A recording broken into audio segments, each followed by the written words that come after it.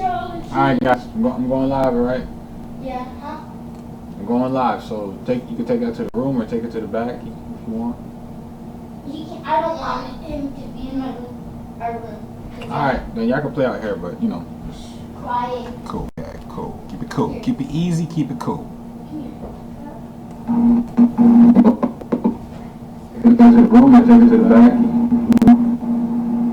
I don't want him to be in our room. Alright, then y'all can play out here, but you know. Quiet. Okay, cool. Cool. Keep it easy, keep it cool.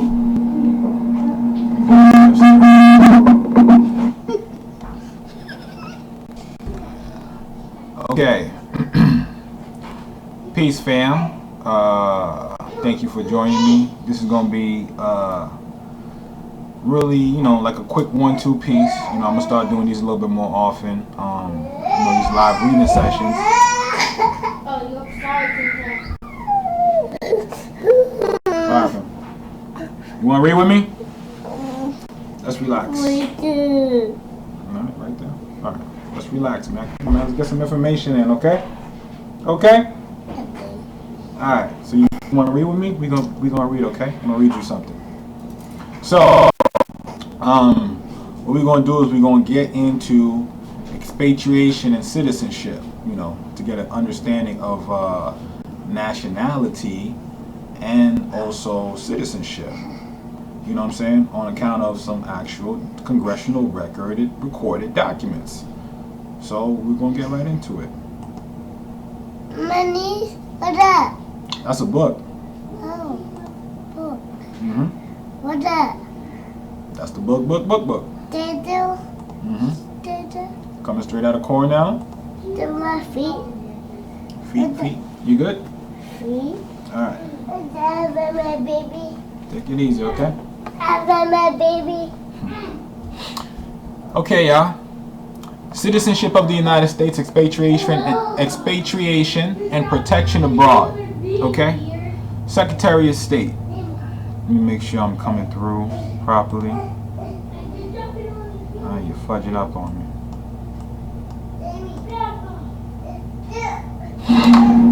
Citizenship of the United States, expatriation and protection.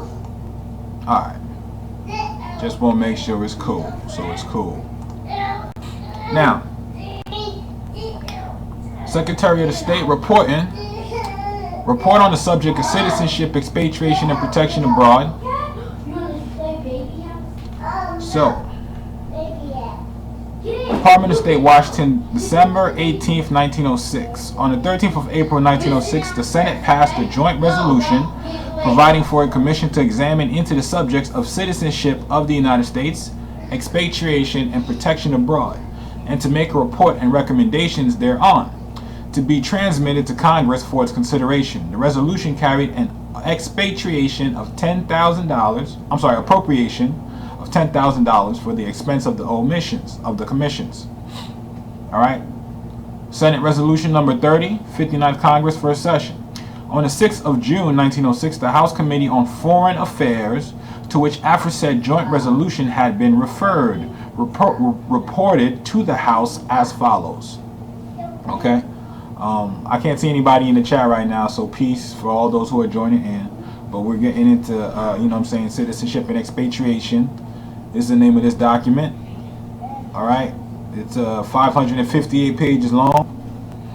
All right. So, coming straight out of Cornell University, law library. So, we gonna get it. All right. Jane Hill, Minister of the United States to the Netherlands, and Mr.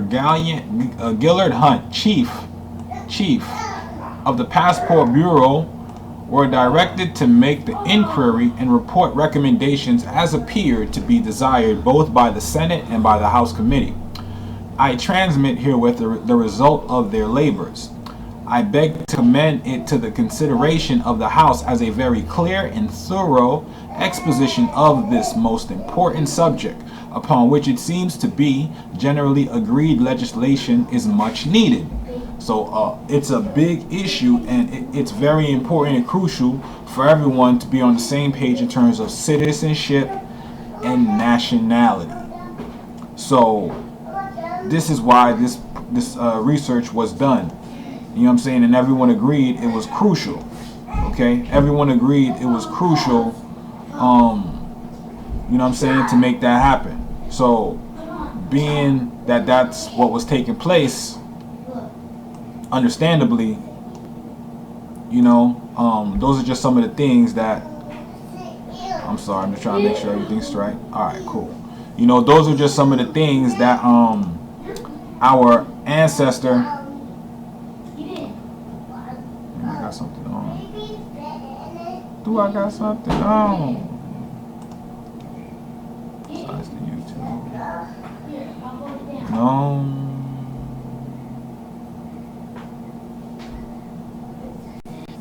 That our ancestor.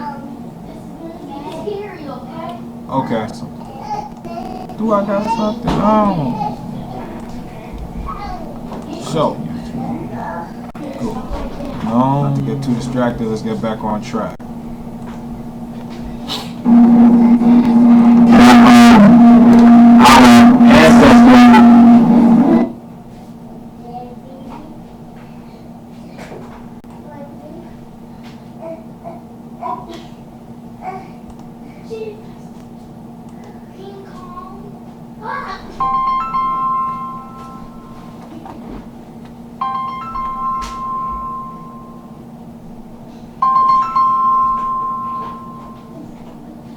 Hello? Hey, peace, brother. It's alright, alright. I'm actually doing a live broadcast right now. Can I call you back in a few minutes? Alrighty. Wait, we need an update on a few things. So yes, I will be talking to you in a little bit. Okay. Alright.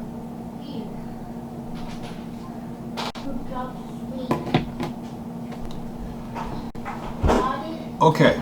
So, moving forward, let's get back right to it. Now, with this particular, like I said, document, we're gonna get very clear on what nationality and what citizenship is. We're gonna be crystal, super crystal clear. All right. So, now, sir, by an order dated July 3rd, 1906, the undersigned were constituted a board to inquire into the laws and practice regarding citizenship, expatriation, and protection abroad, and to report recommendations for legislation to be laid before Congress pursuant to the recommendation of the Committee on Foreign Affairs of the House of Representatives obtained in the report of the committee dated June 6, 1906. The conclusions which we have reached fall under the following heads. First, recommendations for constructive legislation. Second, recommendations for declaratory legislation. And third, recommendations for executive regulations. As to the first point, we recommend that a law be enacted authorizing the Secretary of State to issue under such rules and regulations as the President shall prescribe certificates of nativity to natural-born American citizens temporarily resident abroad or who intend temporarily to reside abroad for legitimate purposes, setting forth the place of their origin, date of birth, and place of permanent residence in the United States. That every male child being an American citizen resident abroad who desires to enjoy the protection of this government be required upon reaching the age of 18 years to record at the most convenient American consulate his intention to become a resident and remain a citizen of the United States, and to take the oath of allegiance upon attaining his majority. So what that's saying right there is that in order to become a true citizen, you have to take an oath. If you haven't taken an oath of allegiance, okay, then you're not a full citizen. And that is to say, if you are born abroad, right? This is what this particular subject is covering. If you're born outside the U.S., being that your parents are natural born citizens. You understand? So then you have the option. Hey, if you choose, you can accept, you can you know, claim your right to be a U.S. citizen, or you can leave it alone and rock out with wherever you were born at abroad. Understand? All right. So that an American, and major thing here, upon attaining his majority, not his minority, upon attaining his majority, okay? That an American citizen residing continuously outside of the United States for more than 1 year be required to register at the most convenient United States consulate at least once each year his name and place of residence, date and place of birth, nationality of parents, occupation, and last place of residence in the United States, and to give solemn assurance of his continued allegiance to the United States and of his intention to return thereto. An entry of the names, ages, and place of birth of the wife and minor children should also be required.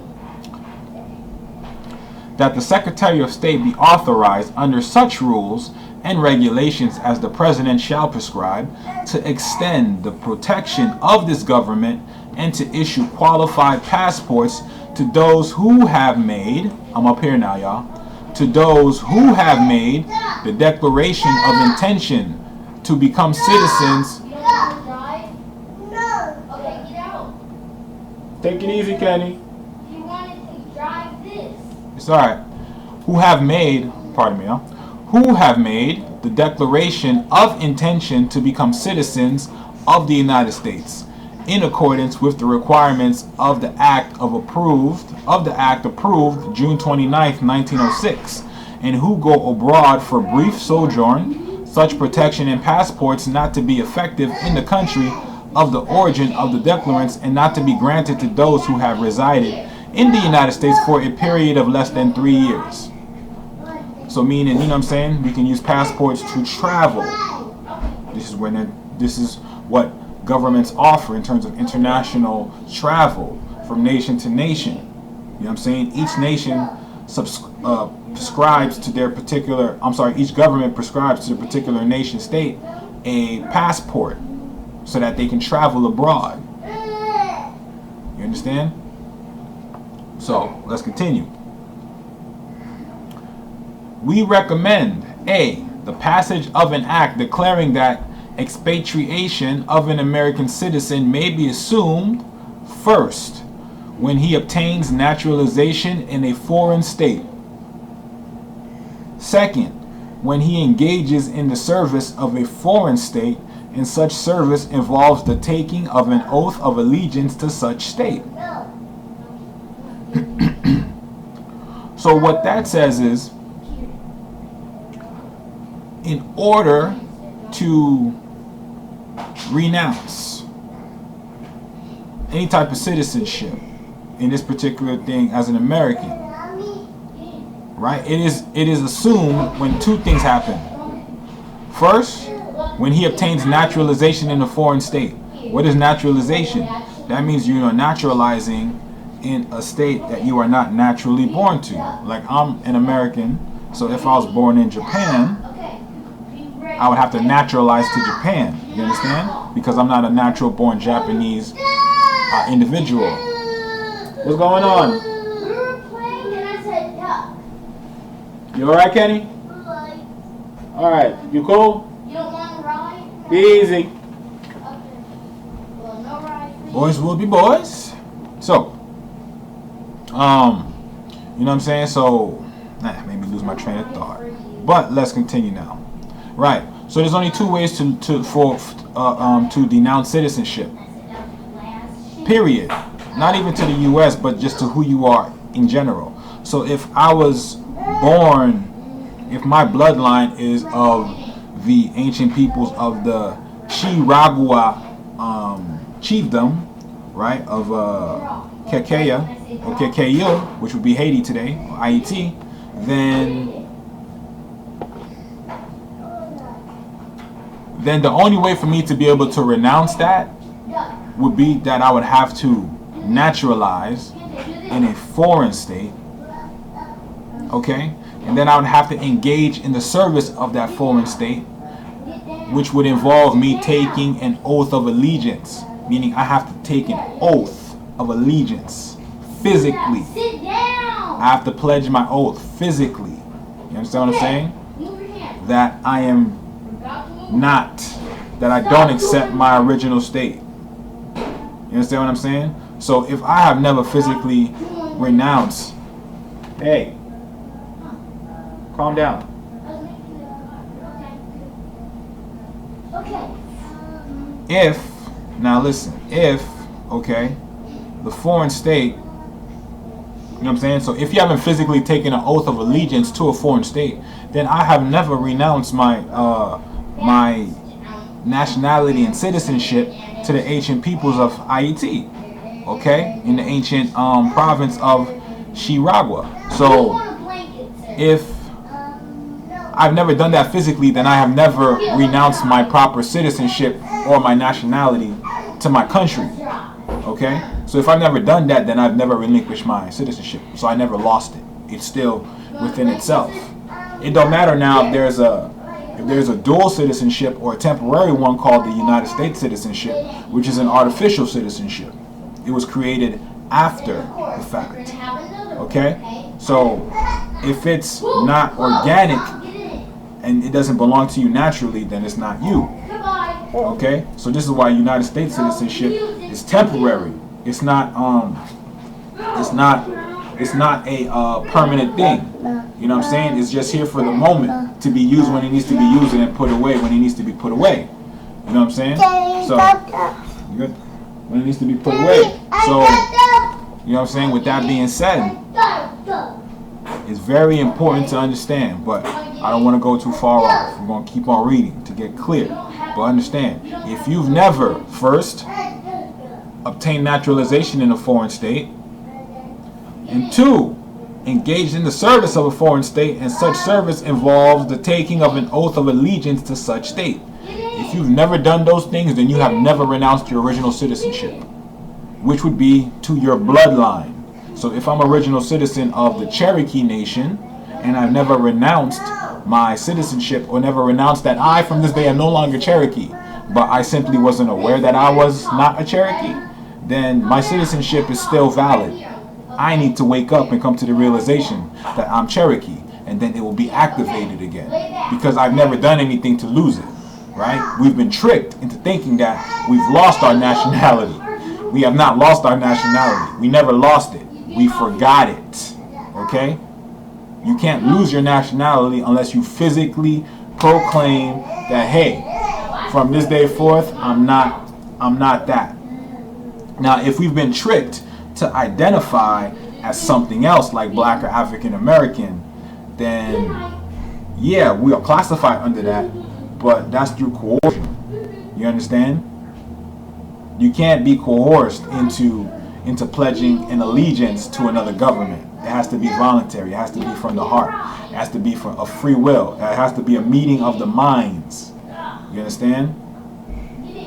So if that doesn't take place and it's not genuine and truthful and transparent, you know what I'm saying? It's not clear. It's not see-through. It doesn't stand. So, like I said, we've never lost our nationality. But let's keep on going. Third, when he becomes domiciled in a foreign state, and such domicile shall be assumed when he has resided in a foreign state for 5 years without intent to return to the United States. But an American citizen residing in a foreign state may overcome the presumption of expatriation by competent evidence produced to a diplomatic or consular officer of the United States under such rules and regulations as the President shall prescribe.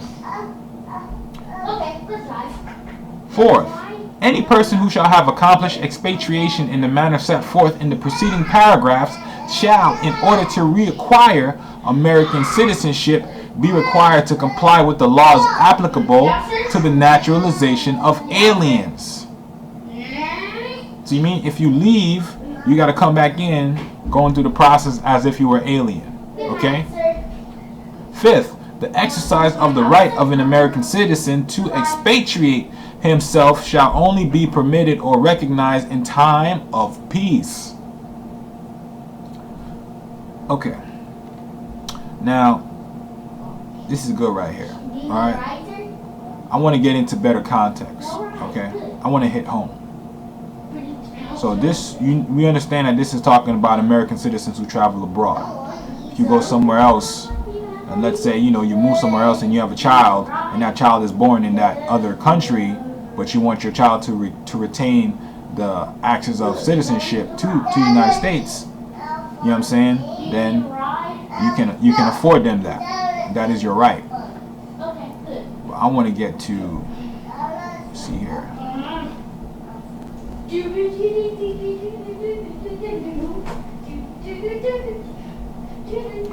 2, we ran through that. This here. We're going through the appendixes because I want to find exactly what we need to talk about here.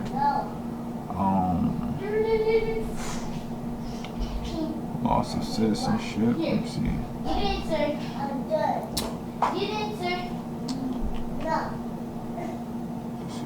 Let's go further down.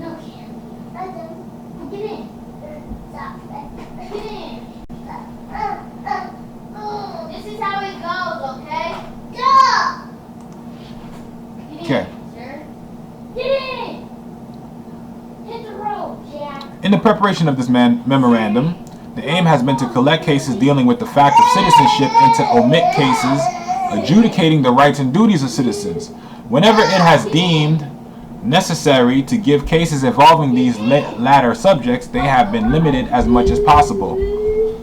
Effort has been made to present a fairly full collection of cases bearing on the fact of citizenship, but no attempt has been made to analyze and get out the fundamental theories of citizenship, more than was absolutely necessary for the classification. Indeed, the purpose has been to make merely a classified digest of the cases.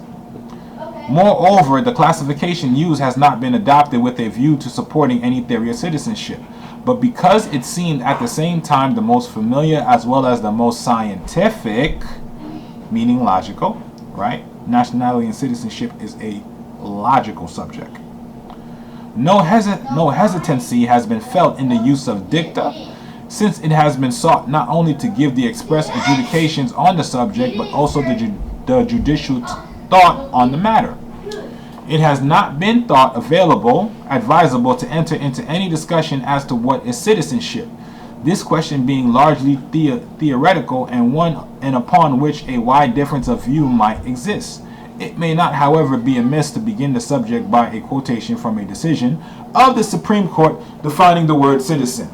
Bang, bang. Let's go.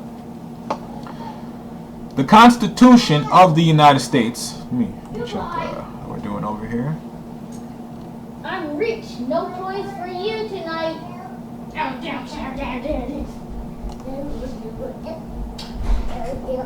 Okay. All right. Now, the Constitution of the United States, as originally adopted, uses the word citizen of the United States and natural-born citizen of the United States. By the original Constitution, every representative in Congress is required to have been 7 years a citizen of the United States, and every senator to have been. Hey guys, can you take it over there too? Yeah.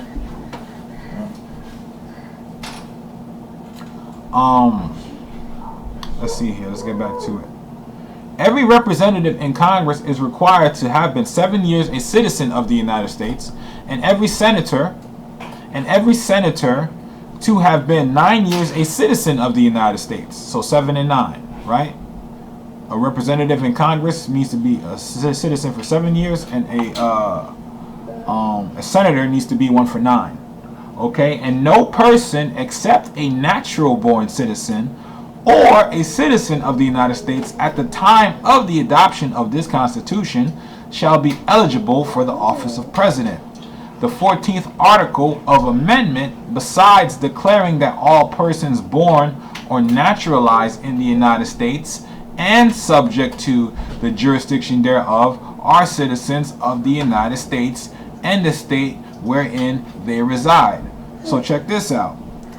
The 14th article of the amendment, besides declaring that, so it's talking about three different types of people. It's declaring that all persons born or natural, or all persons born or naturalized, okay?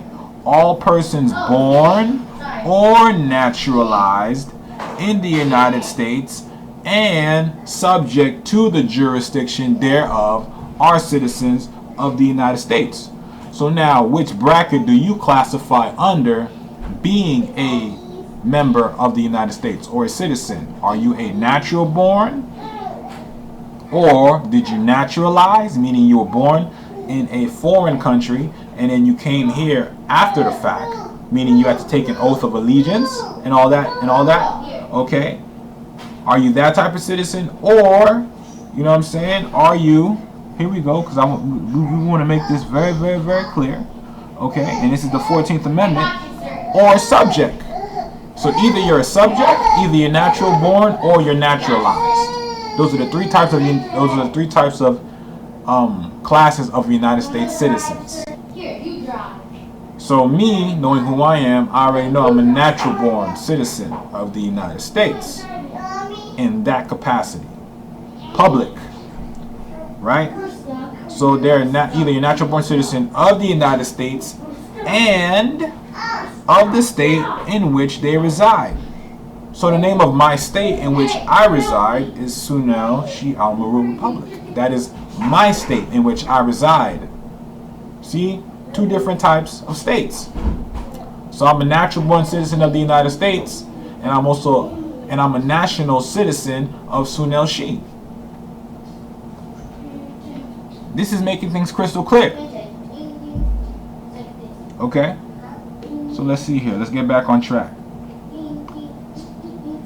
The President. The 14th Amendment, besides declaring that all persons born or naturalized in the United States and subject to the jurisdiction thereof are citizens of the United States and of the state wherein they reside, also declares that no state shall make or enforce any law which shall abridge the privileges or immunities of citizens of the United States, nor shall any state deprive any person of life, liberty, or property without due process of law, nor deny to any person within its jurisdiction the equal protection of the laws. And the 15th article of amendment declares that the right of citizens of the United States to vote shall not be denied or abridged by the United States or by any state on account of race, color, or previous condition of servitude. Race, color, or previous condition of servitude. Okay? All those are conditions of servitude. Because if you're talking about color, that's a servitude condition. If you're talking about race other than human, that's a servitude condition. So you got to find the tricks. This is why Prophet Ali said the 13th, 14th, and 15th Amendment aren't necessary. They're not necessary. This is why he said that. They're not necessary because they're tricky. They'll trick your ass up. Alright? The Constitution nowhere defines the meaning of these words, either by way of inclusion or of exclusion, except insofar as this is done by the affirmative declaration that all persons born or naturalized in the United States and subject to the jurisdiction thereof are citizens of the United States. In this respect, as in other respects, it must be interpreted in the light of the common law.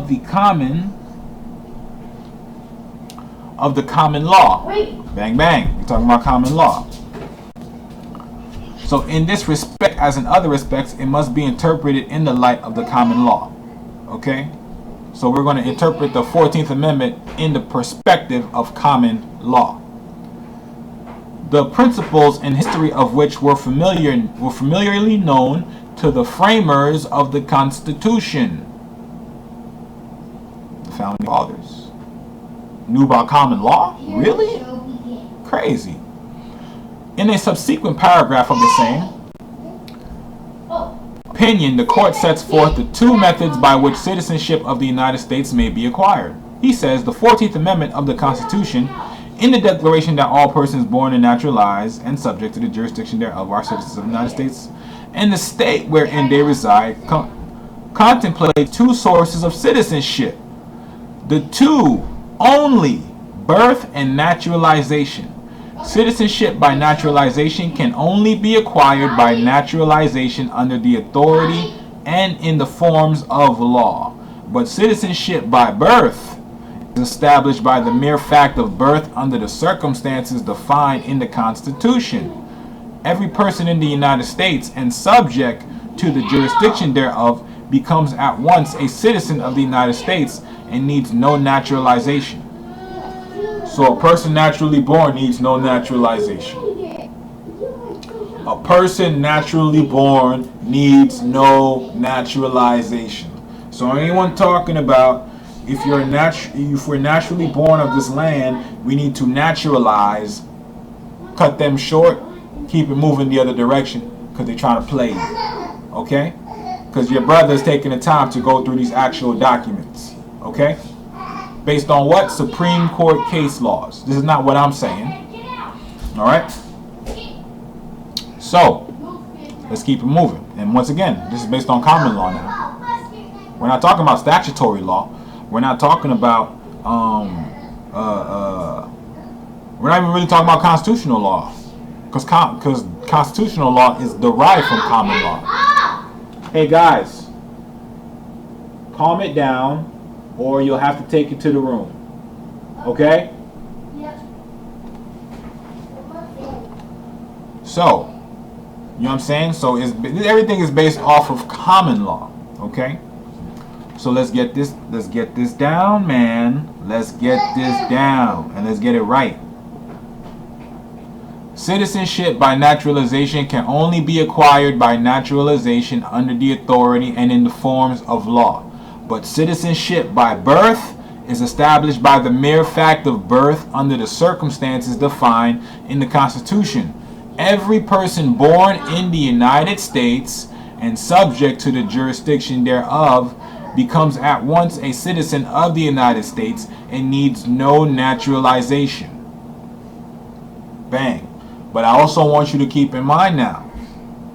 Let's check this out here. Because they throw little curveballs. Look at this here. I'm going to start from right here. Right? But citizenship by birth is established by the mere fact of birth under the circumstances defined in the Constitution. Right? So this sentence right here is talking about the 14th Amendment. You know why I know that? Because it says birth. Right? Now let's look at the next sentence. Every person born in the United States and subject to the jurisdiction thereof becomes at once a citizen of the United States and needs no naturalization. So what's the difference between born and birth?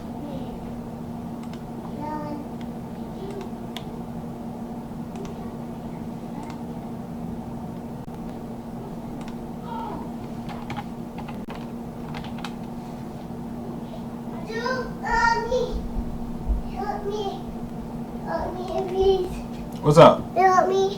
What up? Help me, please. What you need? What you need help with, bro? Feet. What happened to the feet? Feet. It hurt? This. Let me kiss and make it better? This. Cool. I was telling the story. Hey. Good. Come here. Black's Law Dictionary. Alright.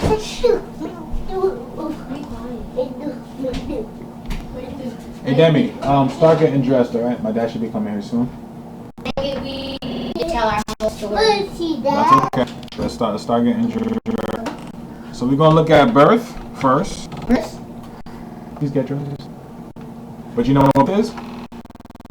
Alright, you gotta come over here. We're gonna look up what. Yep. Oh, it means when you're birthed. Like birth from your mom. Yeah, but I'm asking you what birth means. You can't use birth to tell me what birth. Kente.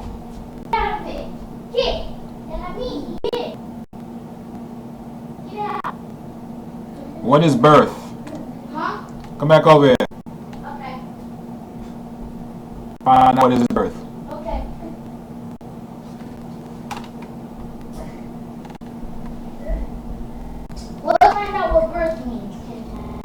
Come on, man. I'm distracted. So what is birth? Find The act of being born or wholly brought into separate existence. The act of being born or wholly brought into separate existence. That's birth, right? So then look at what being is. Because it's being born in birth, right? Yeah, but how do you search?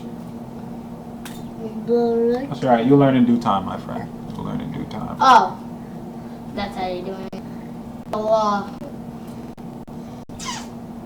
President Trump shouldn't be. He's still where he came from. Talking about, oh, we're gonna send the people from Africa and all the other states back where they were. And then he's like, we're gonna go on an adventure, guys. What adventure? Thomas Jefferson. It's natural born. The term applies to those born in the country where they are a citizen. So natural born being that we are indigenously from this continent. So this is what I'm saying. This is the difference in terms of citizenship. We're naturally born to this continent. What do you mean? Understand? Our citizenship is natural to our bloodlines. Our blood has never changed. Our bloodline has remained the same. Alright? But this is still not being too clear for me on birth. Born. So go. Demi, go get dressed. Go get dressed. Yeah, I thought you were still talking. Yeah, I'm sorry. I'm over it now. Get it? But Yep. you still get dressed. Get out. Demi, Yes. get dressed. Okay. I'm gonna help Shanty. That's true. Please do that. I appreciate it. Thank you. You're welcome. Come on, let's get dressed. The definition of born.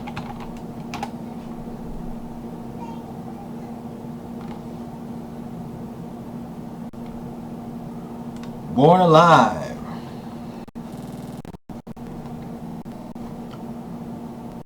Born alive. Every person born. This term applies to a small and newly delivered child with a heartbeat, does not establish a regular breathing, and dies within a minute of being born. God damn. I was looking at it.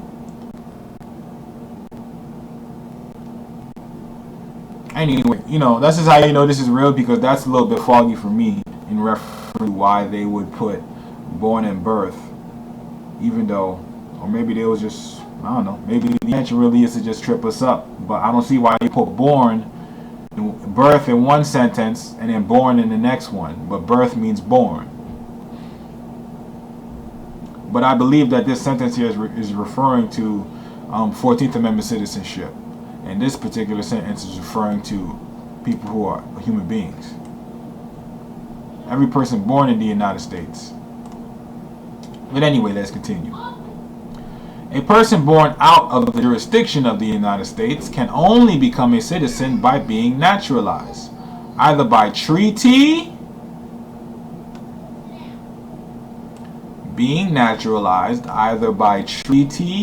as in the case of the annexation of foreign territory, or by authority of Congress, exercised either by declaring certain classes of persons to be citizens, as in the enactments conferring citizenship upon foreign-born children of citizens, or by enabling foreigners individually to become citizens by proceedings in the judicial tribunals, as in the ordinary provisions of the Naturalization Acts. So what this is saying, my people, once again, is that naturally born, we don't need to naturalize. We don't need to naturalize. Let's put that question to rest. Do not need to naturalize. That should not be a thought in your mind. Okay? It should not be a thought in your mind. You understand what I'm saying? But the main point here is you can become naturalized by treaty.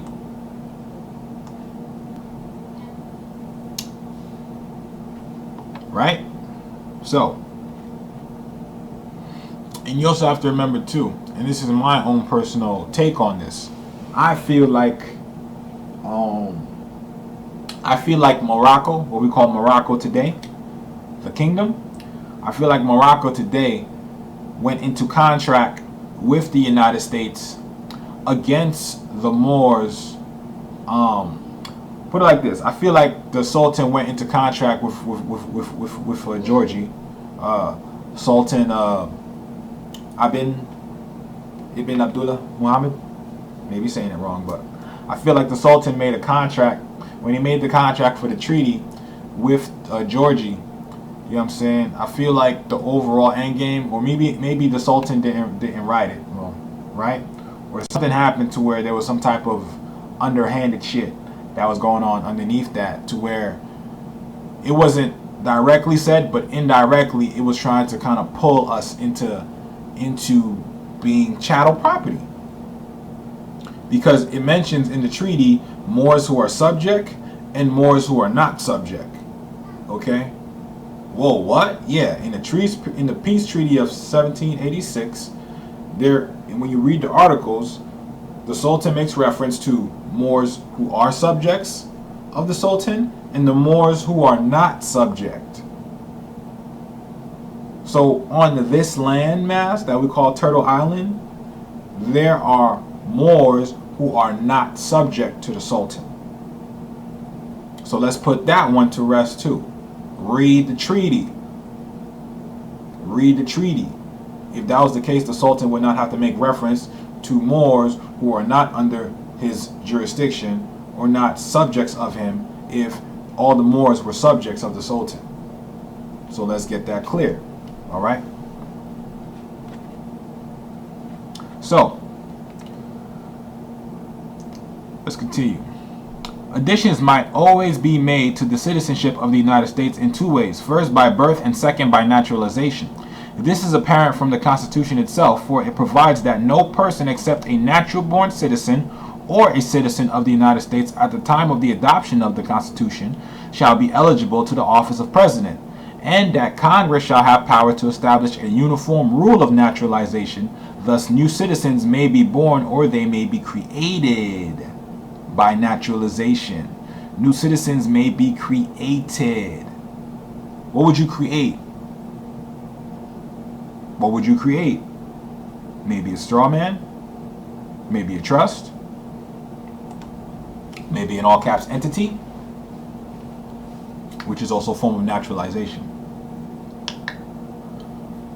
So, this classification, which as suggested above, has the merit of being not only scientific, but the only usually followed, but the one usually followed has been adopted in this report, and accordingly, the matter following will be divided into two parts: citizenship by birth and citizenship by naturalization, with the third part discussing more or less briefly the question of loss of citizenship by expatriation or otherwise. However, before proceeding to a discussion of the subject according to such plan, two preliminary questions should be disposed of. Let's not move too far. From the very earliest decisions, the courts have recognized two citizenships perfectly distinct and from some viewpoints wholly independent one of another. What? Two types of citizenship, wholly independent from one another. Indeed, the Constitution itself recognized and provided for such citizenship. Article 3, Section 2, as does also the language of the 14th Amendment.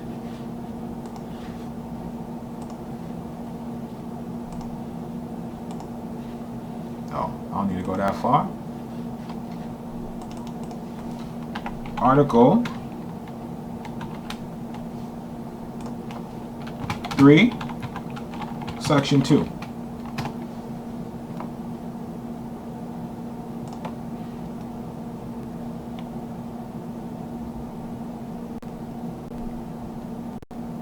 Article 3, Section 2. Cornell University Law.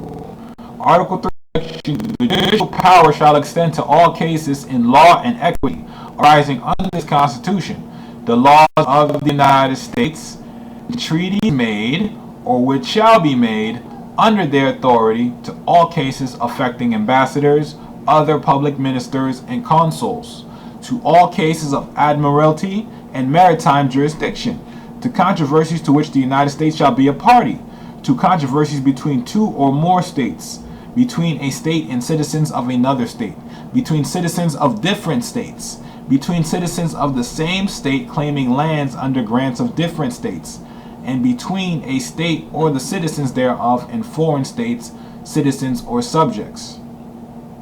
You see this here? Between citizens of different states, between citizens of the same state claiming lands under grants of different states. What's an example of that? Let's say you have one, a U.S. citizen, a naturalized citizen, or a corporate citizen, right? A franchise citizen, not naturally born to the continent of America. So they would have land grants. So let's say if the person born there, right, a U.S. citizen, but not their bloodline doesn't come from America, but they have a right to own a home. They have a right to live. They have a right to own property, right? So that would assume that they are subject, right? They're not natural born, because to be natural born, your bloodline has to tie back to the landmass to be natural born citizen. So it's not enough to just be born here. Your bloodline has to go way back and tie you to that landmass to be a natural born citizen, which can only be melanated people. So only melanated peoples can be natural born citizens of the United States, or the Aboriginal peoples. So that would be grants under a different state. You see, because our first allegiance is to our mother, our bloodline. So like I said, my mother comes from the Shiraga province of Quisqueya, or Haiti. You know what I'm saying? So that's where my allegiance is to first. Understand that? By blood. By blood. So on a smaller scale, what I'm simply saying is my allegiance is to my tribe first. My allegiance is to my tribe. And my tribe consists of people who share the same history as me, my bloodline. We have the same understanding in terms of who we are as Aboriginal people. So those are my tribesmen, and those are my tribes women. You understand? So this is how, and so now if I own property, I can own property as an Aboriginal, being indigenous. So that would have me claiming lands under grants of a different state. So you have one person, so we're both United States citizen. I'm a natural born citizen, and you have one who's a citizen by naturalization, meaning they're not naturally born there. But we both can own property on the land. I'm natural born, I'm from here, they're not from here. But we can both own property on the land. That's what that's referencing. Okay? With grants from different states. So one is getting grant from the federal government. We as Aborigines get grant from our ancestors in antiquity. Okay? And between a state or the citizens thereof and foreign states. All right? How I look? Look good, man. I just can't have with black hands. I'm about to find him a black shirt so the people. All right, cool. That's awesome. Thanks, bro. Appreciate that. So let's continue. In all cases affecting ambassadors, other public ministers, and consuls, and those in which a state shall be party, the Supreme Court shall have original jurisdiction. In cases affecting ambassadors, other public ministers, and consuls, and those in which a state shall be party, the Supreme Court shall have original jurisdiction. The state would be people, meaning your tribe. This is why it's crucial for us as Moors, because we don't need to be identical in terms of how we identify, in terms of nationality cards and all that. You understand what I'm saying? We are a unique people. We are a diverse people in terms of creativity and how we manifest and how we show that creativity. So no, we don't follow the particular line of just this is what it is for everyone. No, we're more of a broad scope people because we're more open, because we are more in tune with the stars, if we choose to be. So with that being said, we don't need as much stringent policies and regulations to be in line with law. We don't need all those baby steps, because we got the overall principle. This is the difference between a minority and a majority. All right, we got the overall principle. So understanding that if you are an ambassador, a public minister, and a consul. So a public minister or an ambassador is simply a representative of a different state. Example, this particular, right now I'm in Washita territory, right? What is called Washita territory, in the province of Sa'il, which they call Seattle, right? So within Sa'il, which is named after the chief of the Squamish tribe, right? Of course, Aborigine of the Squamish tribe. And so his name was Sa'il. And so in reference, you know what I'm saying, the breakdown and the decrease in the vibration of his name or his title is Seattle today, right? Sa'il, Seattle. So Seattle, Chief Sa'il would be considered an ambassador or public minister, because he was interfacing with the colonies, all right, the original 13 colonies of the United States, right? So he was interfacing. So he would be considered an ambassador or public minister or consul. You see what I'm saying? So now, if me, knowing who I am as being Aboriginal, we combine together as Aboriginals, we all have our nationalities on deck. We have an understanding that we are all Moorish Americans. There's no confusion about that. We can all agree to that.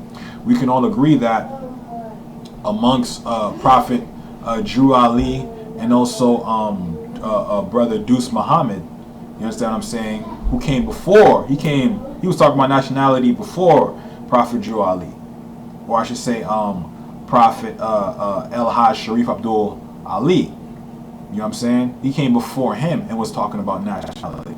So though we give reverence and honors to Prophet Drew Ali, it's not all about just him. You know what I'm saying? He's also a piece to the puzzle of Allah. All right? He's a part of it, not it. So we got to keep these things in mind. So in all cases affecting ambassadors, other public ministers, and consuls. So meaning if you're not in your proper person, in your state, meaning your tribe, okay, is not claiming reparations or compensation for damages for violation of rights, then the Supreme Court jurisdiction is not activated, and the Supreme Court has the original jurisdiction, but you can only activate the supreme jurisdiction of the land by being in your proper person, so you can exercise the supreme law of the land, which would be your treaty and your state constitution. I'm not talking about right now Washington State, I'm not talking about Washington State Constitution. For my particular state, I'm referencing the Zodiac Constitution. That's the constitution of my state. That's what I reference my behavior and my conduct to. So, with that being said, this is what we need to keep in mind.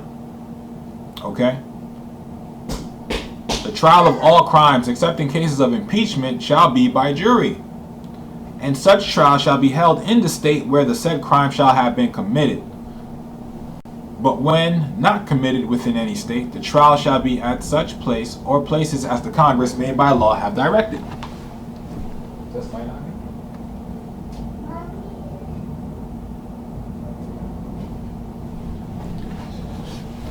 All right. This is Article 3, Section 2, right? So this is what I want you to get an understanding of. So let's go back into the good stuff.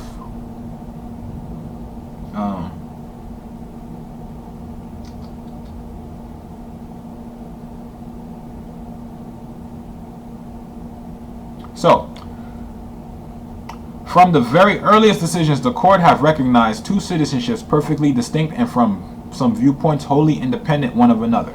Indeed, the Constitution itself recognized and provided for such citizenship. Article 3, Section 2, right? Different types of citizenship. As does also the language of the 14th Amendment. See Slaughterhouse Cases 1872, 16 Wall 3673. This point, therefore, needs little consideration beyond naming decisions in which the matter was more or less directly adjudicated. Get that. Hello? Okay, be coming there soon. What, he's here? Yep. So we're going to have to bring an end to this, but I want to finish this last portion here, and then we're going to continue off on the next session, from page 45, okay, in Citizenship of the United States and Expatriation. So let's see here.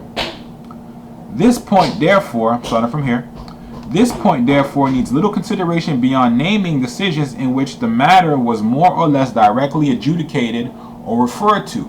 It may be said, however, that certainly as early as 1795, the fact that a man might be a citizen of both of a state and of the United States was recognized by the Supreme Court of the United States. Two types of citizenship. One, a citizen of the United States, and two, of your state, republic, dual citizenship. And that's how we're going to end this first lesson. All right. Thank you, fam, for joining me. And we're going to keep more live sessions coming so we can be in tune and get a better understanding. All right. All right, fam. Please.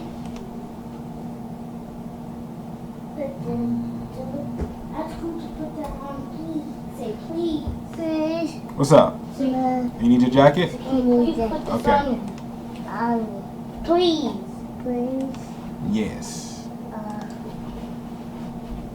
I like me and Kent today have most of the same shoes with different signs on them.